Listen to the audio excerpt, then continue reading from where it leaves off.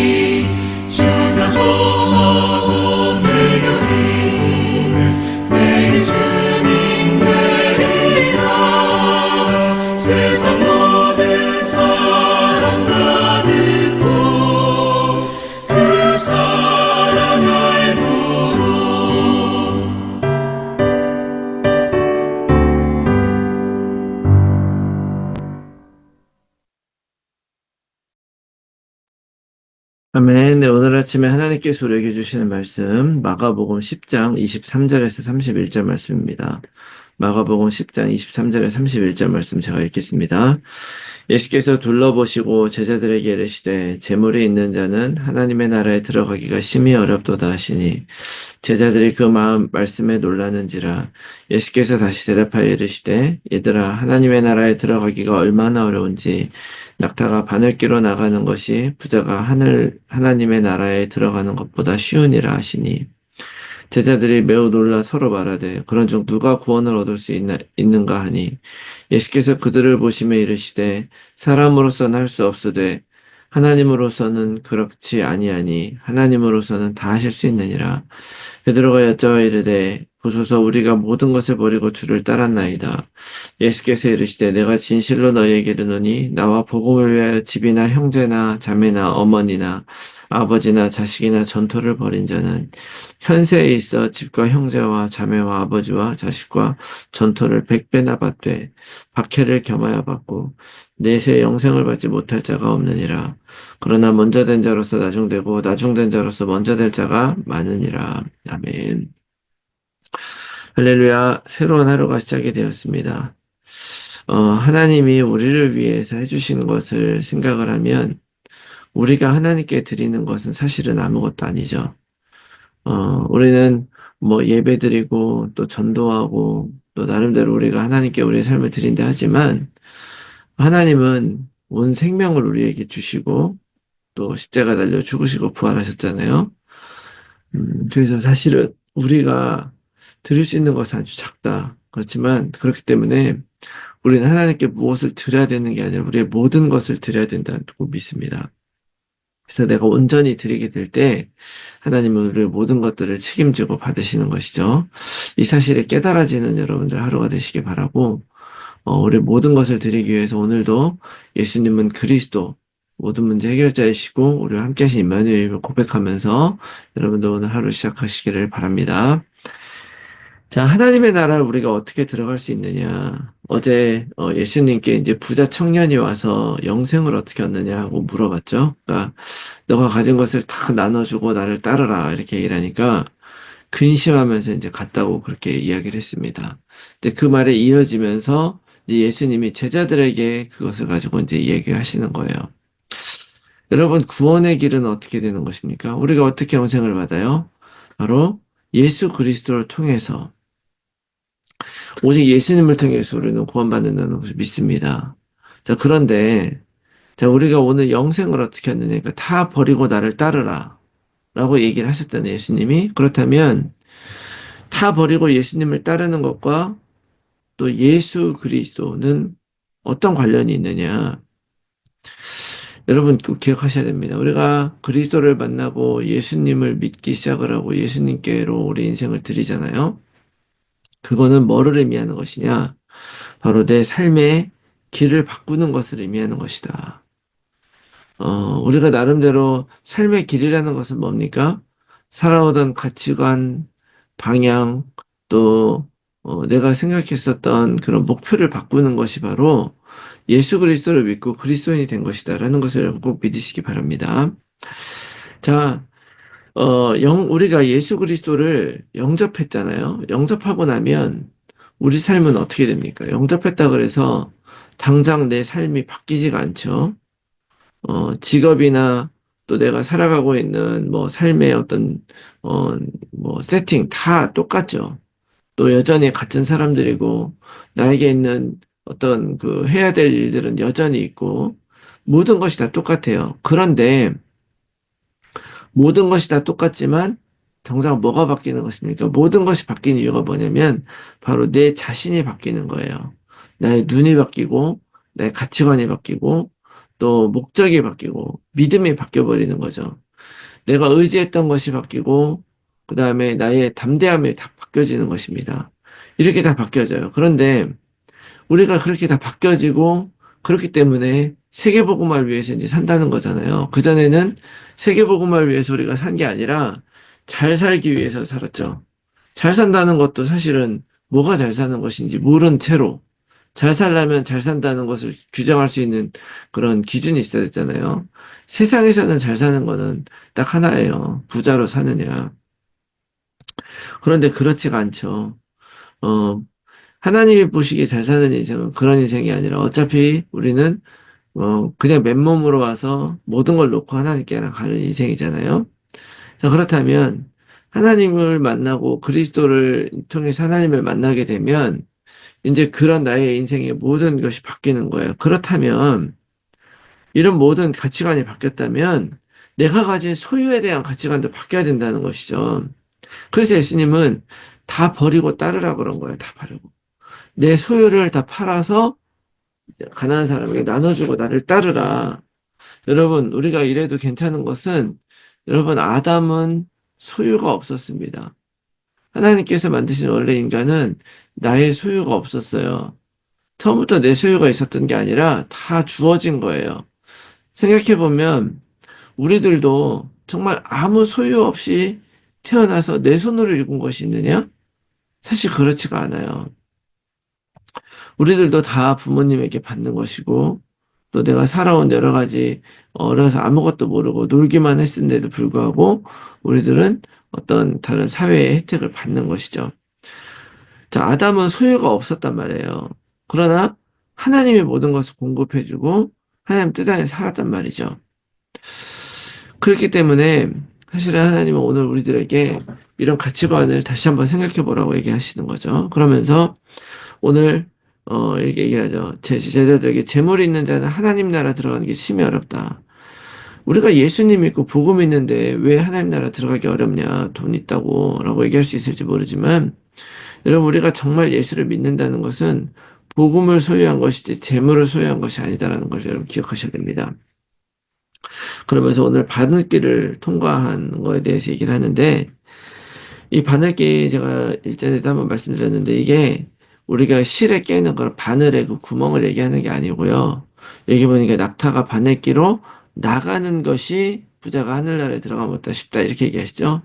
이 말은 무슨 얘기냐면 예루살렘의 그 성문에 밤이 되면은 사람들 통행을 막기 위해서 문을 닫죠. 닫는데 정말 급하게 사람들이 나가거나 비상시에 왔다 갔다 하기 위해서 사람들만 드나들 수 있는 조그마한 쪽문이 하나 있었단 말이죠. 그게 별명이 이제 바늘귀였어요. 조그맣다 그래서. 그러니까 사람만 겨우 수그리고 이렇게 지나갈 수 있을 만한 작은 그런 문이었는데 그 문에 당연히 사람보다 훨씬 큰 낙타가 나가는 것은 너무 불가능하고 어렵죠. 굉장히 불가능한 일이에요. 그런데 이런 이야기를 하는 건 뭐냐면 사람의 눈으로는 불가능하지만 하나님으로서는 가능하다고 오늘 말씀하시는 거예요. 하나님으로서는 가능해요. 불가능한 것도 가능하다. 여러분 사실 우리 인간의 속성으로 보면은요. 인간의 마음으로는 내가 많은 거를 소유하고 부자가 되면서 정말 하나님만을 의지하며 살 수 있느냐? 사실은 쉽지가 않아요. 정말 부자가 되고 나서 돈이 많이 생기면요. 사람이 여유로워지고 넉넉해지고 하나님도 더 잘 믿는 것처럼 보입니다. 근데 사실 알고 보면 정말 하나님을 의지하고 잘 믿는 게 아니라 세상의 웬만한 일들은 내가 가진 능력으로 다 커버할 수 있기 때문에 그런 거예요. 그리고 실제로 오늘 딱 이 부자 청년의 경우에 딱 보니까 바로 걸리잖아요. 부자에서 걸린 거예요. 부자라는 거는 재물이 많고 살림이 넉넉한 사람이죠. 근데 그거를 소유를 팔아서 가난한 사람을 주라고 하니까 근심하며 갔어요. 왜 근심하며 갔냐? 많고 부자인데 그거 다 줄 수 있는데 예수님을 따라가는 길은 그 모든 것들을 내려놓고 가는 것이기 때문에 그래요. 사실은 부자들은 그것을 의지하게 되죠. 내가 그걸 의지하기 때문에 그 의지하는 것을 마태복음 6장 24절에서는 우상숭배로라고까지 얘기를 했어요. 사람이 하나님과 재물을 겸하여 섬길 수 없다. 우리는 내가 소유하고 있기 때문에 내가 모든 걸 다스리는 것 같지만 그 돈이라고 하는 것은 그 속성상 우리도 모르게 그걸 의지하고 그것을 따라가게 돼 있다는 거예요. 그렇기 때문에 사실은 예수님이 오늘 부자가 하늘나라 들어가는 것이 낙타가 바늘길로 가는 것보다 어렵다라고 얘기하는 것은 너가 많이 가졌느냐에 대한 문제가 아니죠. 왜 가졌느냐? 무엇을 위해 가졌느냐 하는 거예요. 나를 위해 가진 사람은 그것이 우상이 되고, 나를 위해 쌓는 사람은 그걸 통해서 이 세상에서 나를 위해 일하게 만드는 거죠. 그러나 그 재물을 어디다 쌓으라 그랬어요? 하나님의 나라에 쌓으라 그런 것이죠. 그래서 그것을 하나님을 위해 정말 가질 수 있고 하나님을 위해 쓰게 되면 어떤 일이 일어나느냐. 오늘 제자들이 이렇게 얘기를 해요. 내가 모든 것 버리고 주를 따랐다라고 하니까 예수께서 뭐라 그러냐. 29절 30절에 네가 나와 복음을 위해서 돈보다 더한 걸 버리라는 거예요. 집이나 형제나 자매나 어머니나 아버지나 자식이나 전토를 벌인 자는. 이건 단지 돈 문제가 아니라 나의 가장 소중한 것들을 정말 버린 사람은 어떻게 되느냐. 이 버린다는 말은 뭐냐? 나의 뜻과 나의 생각으로 그것을 누리는 것이 아니라 하나님의 뜻으로 그걸 따르게 되면은 30절에 현세에 있어 죽기 전에 이 땅에서 집과 형제와 자매와 어머니와 자식과 전토를 100배나 받되 그보다 더 많이 받는다는 거예요. 더 많이 받는다는 거. 그렇지만 박해를 겸하여 받고 내세 영생을 받지 못할 자가 없느니라. 왜냐하면 세상은 나를 위해 살게 만들고 세상을 위해 살게 만들고 사단을 위해 살게 만들지만 내가 그 모든 것을 버리게 되면 물론 세상적 관점에서는 어려움과 힘든 일이 있을 수 있어요. 그렇지만 그 모든 것들 하나님이 다시 돌려주시는 거예요. 왜? 하나님을 위해 쓰니까. 그래서 아브라함, 야곱, 모세 사실은 다 부자들이었어요. 다 엄청난 많은 것들 가지고 있었지만 그들은 부자인 것이 전혀 문제가 되지 않았죠. 왜냐하면 그들은 하나님께 모든 걸 드리고 하나님이 다시 주는 것을 받으셨기 때문에 그러면 그것은 내 것이 아니고 나를 위해 쓰는 것이 아니라 하나님을 위해 쓰고 하나님 나라를 위해 사용하게 되는 것이죠. 결국 무엇에 가치를 두느냐 하는 문제인 것이죠. 마태복음 13장에는 이 말씀에 이어서 그런 이야기를 해요. 밭에 감추인 부화. 하나님의 나라는 밭에 감추인 부화 같아서 그걸 발견한 사람은 얼른 가서 숨겨뒀다 그걸 얼른 그 땅을 자체를 사서 내 것을 만든다. 값진 진주를 발견한 진주장사. 이런 얘기도 하죠. 정말 이 하나님의 나라 복음이 중요하다고 내가 깨달아지고 발견이 됐다면 그것을 갖기 위해서 내 가진 돈 모든 것을 주어서 사는 것이죠. 결국에는 오늘의 말씀 통해서 예수님은 얘기를 해요. 결국에는 우리가 예수님께 오래 붙어 있었고 이렇게 되는 것이 아니라 결국 이 사실을 발견하고 정말 하나님께 모든 걸 드리는 올인의 믿음이죠. 그렇게 정말 그렇게 산다면 그것은 우리가 오래 있어야 되는 게 아니라 먼저 된 자가 나중되고 나중된 자가 먼저 돼. 핵심은 뭡니까? 시간이 중요한 것이 아니고 얼마큼 쌓느냐가 중요한 것이고 아니고 이 말씀에 진짜 누가 순종하느냐. 순종하는 그 사람은 상관없이 모두 받게 된다. 여러분 이 사실을 믿고 여러분들의 모든 것을 하나님께 드리기를 바랍니다. 그리고 여러분들의 모든 것이 하나님을 위해 쓰여지기 바라요. 그 안에 나의 인생은 하나님께서 약속하신 대로 100배 이상의 놀라운 축복으로 하나님께서 인도하실 줄로 믿습니다. 예, 그래서 오늘 이 말씀을 믿고 선포하면서 여러분 이 말씀으로 승리한 여러분들이 다 되시기를 예수 그리스도의 이름으로 축원합니다. 아멘. 제 말씀 놓고 우리가 함께 나눌 기도의 제목은요. 오직 하나님만 의지하며 살게 하시고 나의 복음이 나의 100%가 되어서 복음을 위해 모든 것 드리게 하여 주시옵소서. 세상에 두었던 가치관을 하나님의 나라의 가치관으로 바꾸게 하시고 하나님을 위해 세계복음을 위해 살아가기로 결단하게 하여 주시옵소서. 모든 성도들의 삶의 현장에서 말씀 운동에 결실을 맺는 전도자로 살게 하여 주시옵소서. 우리의 자녀들을 오직 그리스도로 살게 하시고 237 서밋의 지도자로 살아가게 하여 주시옵소서. 불신자 자녀 또는 가족들이 복음 안에 들어올 수 있도록 성령께서 역사하시고 하나님의 시간표가 될 때까지 오직 약속 붙들고 기도하게 하여 주시옵소서. 몸이 아픈 분들이 열건에 치유되어 힐링의 증인이 되게 하여 주시옵소서. 제123 알류티시 운동 안에서 영원한 응답을 받고 영적 유산을 후대에 남기는 삶이 되게 하옵소서. 나의 현장과 상황 속에서 정확한 복음에 집중하면서 하나님이 주실 응답을 기다리며 날마다 언약 안에서 걸어가게 하옵소서. 지속될 삶의 캠프를 통해서 성경적 전도운동에 응답을 받게 해주시옵소서. 위에서 기도해 주시고 오늘 하루도 승리한 하루가 되시기 바랍니다. 우리 함께 기도하겠습니다.